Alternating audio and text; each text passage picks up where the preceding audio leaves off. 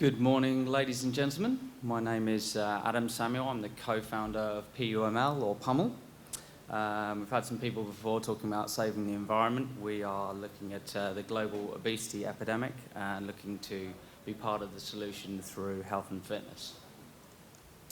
So what do we really want to do? Well, we're aiming to become the global standard for health and fitness records.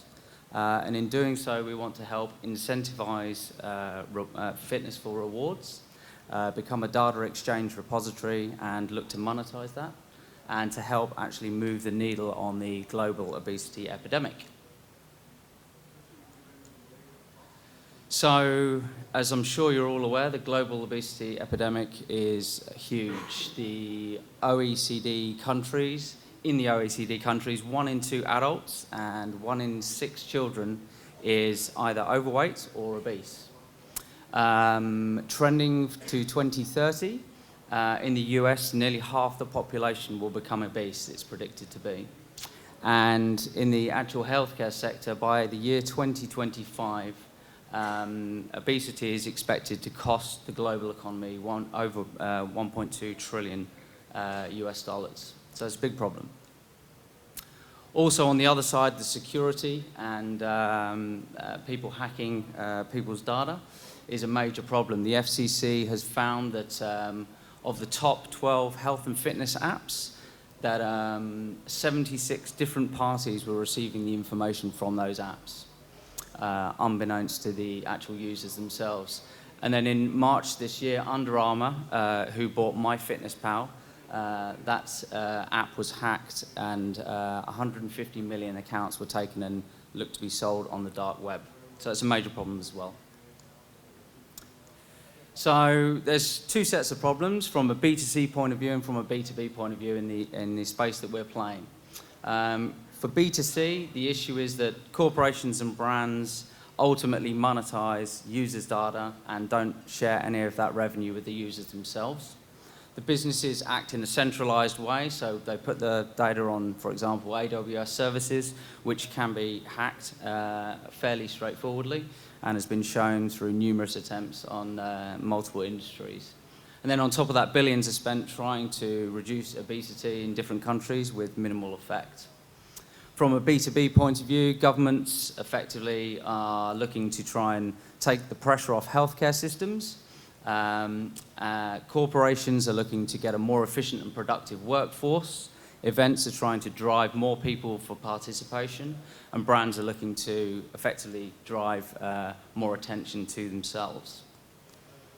So why now? Well, I imagine some of you in the audience will have a wearable or use an app to effectively measure your fitness or keep track of what you're doing. The sales of wearables are going up and skyrocketing as we speak. And fitness apps and wearables are amassing terabytes of data, so the time is now. Just recently I watched Bloomberg and the CEO of Weight Watchers. Their strategy for 2019 is essentially to build more health tech and a B2B play into corporate wellness, so the time is now. So what is our solution? So effectively everything is built around a health and fitness record. So we will connect to third-party apps, to wearables, to external devices, and to our own proprietary software that we've already built, pull that data into one place and allow the customer to own their own data. There'll be 2 ways to monetize this. One will be through sponsored challenges and one through data offers.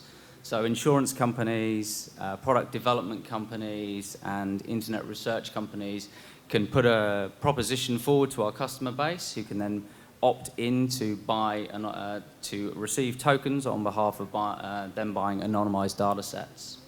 On the other side, sponsored challenges, corporations, governments, corporate wellness programs, events, etc., can effectively create a challenge. If you are successful in that challenge as a user, you receive some of our own internal currency, and then we have a marketplace where you can spend that on health and fitness rewards. So as an example, Nike could come in and say, do X amount of exercises and fitness, and on the other side, here's some limited edition trainers that you can purchase at the other end if you're successful. So how does it work challenge-wise? Well, as an example, as a user, your employer might come and say, do 12 units of exercise. The The user themselves will stake as a commitment fee 3 of our tokens and connect all their data together, and assuming that they're successful, they'll receive both their stake and commitment fee and the actual reward at the end of it. If they're unsuccessful, they will lose their staked commitment fee, and that will go to our charity fund. On the dataset side, a corporation will come to us with an offer, and ultimately the user can then opt in to be part of that anonymized data pool, or in the case of insurance, have the ability to specifically get a reduction in health insurance premium. So this is our technology stack. Simplistically, the most important thing is the blockchain piece. We're going to build the health and data record on blockchain. The reason for doing that is for the security elements and decentralizing the data in such a way that it's very, very difficult to hack. And using smart contracts for transparency so that everybody knows who's due what and under what conditions and parameters. We're going to have a proof of fitness algorithm which will effectively allow us to normalize data down into small units. So I might do a 100-kilometer run, someone else does a 1-kilometer walk, and those can end up being 1 unit of exercise so that we can be a solution that fits all. We're going to use AI and machine learning to reduce fraud, and we're going to build our own proprietary BMFI, which is based on the BMI calculation plus some fitness indicators to give a fitness score. So the market size, we play across multiple markets, so the market size is quite large. Estimated health club market is worth 87 billion. Estimated fitness app market at the end of 2017 was worth 6.8 billion. And projected annual sales of wearables by 2022 is looking to be 3.3 billion. So why are we in this space and why should it matter? Well, there's already people doing this in some shape or form. Sweatcoin in the UK, Keep in China, Lympho in Lithuania, and here there is a national steps challenge. As you can see from there, lots of people have signed up, so there is absolutely a demand for this from the consumer side, and there's been plenty of money invested in these companies for the future. So what do we have at the moment? Well, we're a Queensland-based business. We have 30,000 members with our proprietary products. We put hardware and software into gyms, and people check in and get rewards currently. We're going to take this technology and build the next phase of it. We've got over 100 relationships with business partners in Australia and New Zealand, and we also have a small amount of revenue, so this is effectively our MVP. Just to give you an idea, when we put this into a gym, we can expect to receive somewhere between 200 and 1,000 members join our platform, so it's definitely a growth strategy for us. Typically, we're going to get customers from, I guess, channels that you'd be more than familiar with, but most importantly, we'll have a sales team on the ground looking to connect with headquarters of large gyms, corporate wellness programs, and at a high level in government. So we have competitors, but we're in a sweet spot. Our USP, or our point of difference, is effectively we have the health record on the blockchain. So everything is surrounded by that. So we have a token marketplace, and we have a reward system. So we have an executive team, myself and my co-founder, Damien, who between us have 35 years of experience building online businesses and also being in the corporate world.